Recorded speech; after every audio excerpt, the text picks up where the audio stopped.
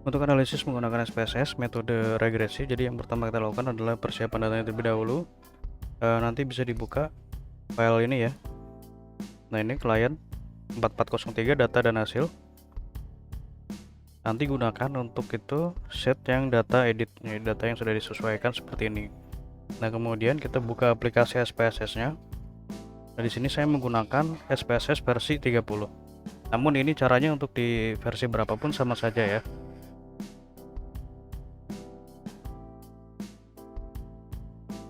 Nah, seperti ini.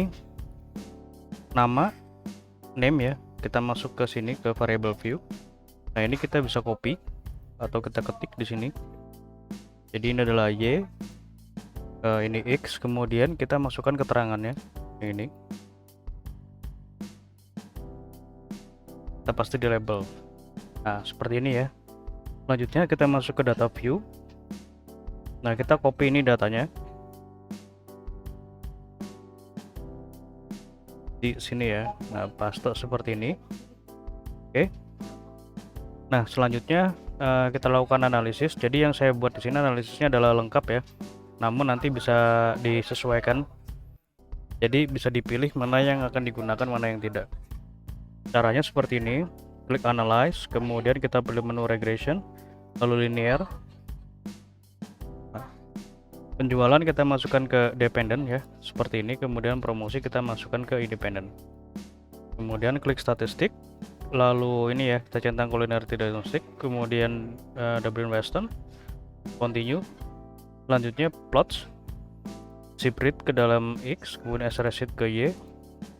Kita centang ini ya, histogram dan normal probability plot, continue, kemudian save. Nah, kita centang ini unstandardized, continue, lalu klik OK. Nah, seperti ini untuk analisisnya. Kita selesaikan dulu. Selanjutnya adalah uji normalitas, analyze non parametric test. Kita masuk ke sini ya, independent legacy dialog, lalu ini satu sampel KS. Nah, ini unstandardized residual. Nah, seperti ini. Nah, ini adalah uji normalitasnya. Kemudian yang terakhir adalah uji heteroskedastisitas. Caranya seperti ini. Klik ini ya, transform. Jadi sebelum uji heteroskedastisitas kita cek dulu di sini. Nah, ini ada variabel residual. Nah, ini variabel baru ya, residual. Nah, kita rubah nanti residual ini menjadi absolute residual.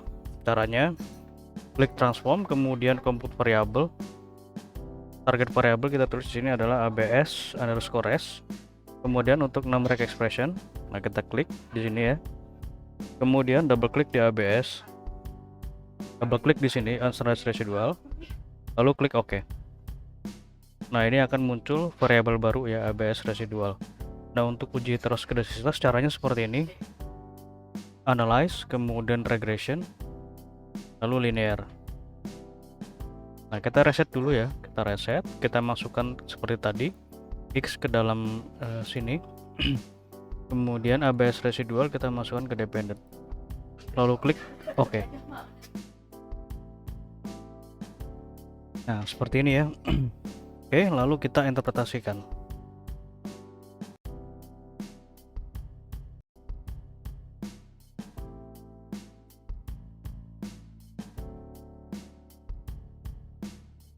Nah, jadi untuk regresi yang lengkap itu adalah dengan asumsi klasik ya. Namun nanti bisa disesuaikan saja karena di sini fokusnya ke dalam regresinya, maka untuk hasil yang ada di dalam asumsi klasik bisa diabaikan. Nah, seperti ini. Jadi yang kita pertama lihat adalah uji normalitas.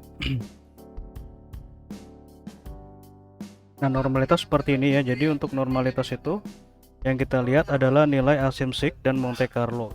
Jadi kedua nilai ini ya harus lebih kecil, harus lebih besar dari 0,05 baru dikatakan normal. Nah, kita lihat di sini keduanya lebih kecil dari 0,05, maka terdistribusi tidak normal ya, seperti itu. Selanjutnya adalah uji autokorelasi. Autokorelasi kita lihat nilai dari Dublin Western itu di sini. Nah, untuk Dublin Western nilainya ini harus lebih kecil dari DU. Nah, ini dan lebih besar dari DU, lebih kecil dari 4 min DU. Nah, ini didapat dari mana? Itu didapat dari sini ya. Nah, di sini nanti sudah saya sertakan tabelnya. Oke, jadi nilai ini 1,167 itu lebih kecil dari DU yang ini. Maka dapat dikatakan terjadi korelasi ya, karena ini lebih kecil dari DU. Seperti itu. Nah, untuk multikoliniaritas kita lihat dari nilai VIF-nya. Nah, yang ini. Jadi VIF itu harus lebih kecil dari 10. Nah, ini seluruhnya sudah lebih kecil dari 10 ya, maka tidak terjadi gejala multikoliniaritas. Selanjutnya adalah uji heterosklerositas. Nah, untuk heteros kita lihat di yang tadi kita hitung, yang ini ya. Nah, supaya ini tidak tertukar dengan regresi, kita beri nama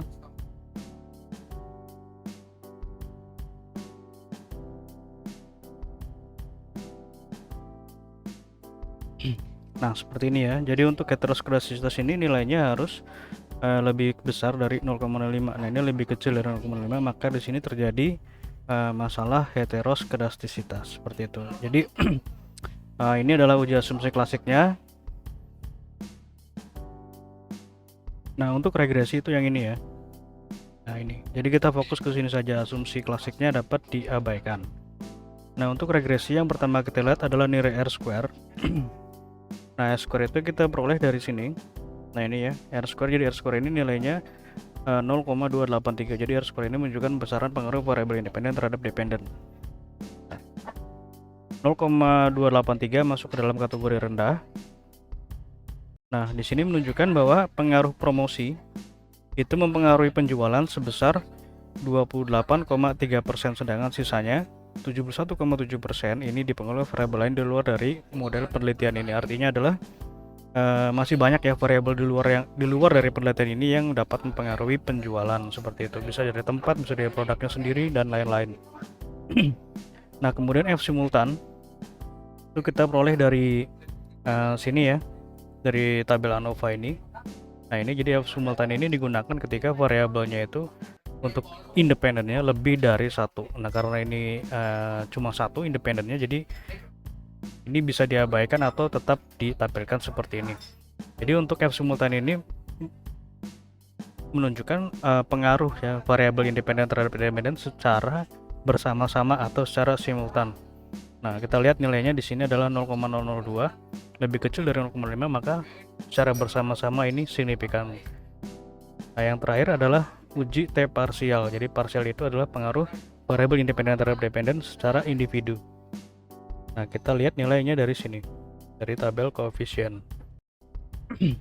Nah, di sini ada dua nilai yang kita perhatikan, yaitu koefisien regresi dan nilai signya.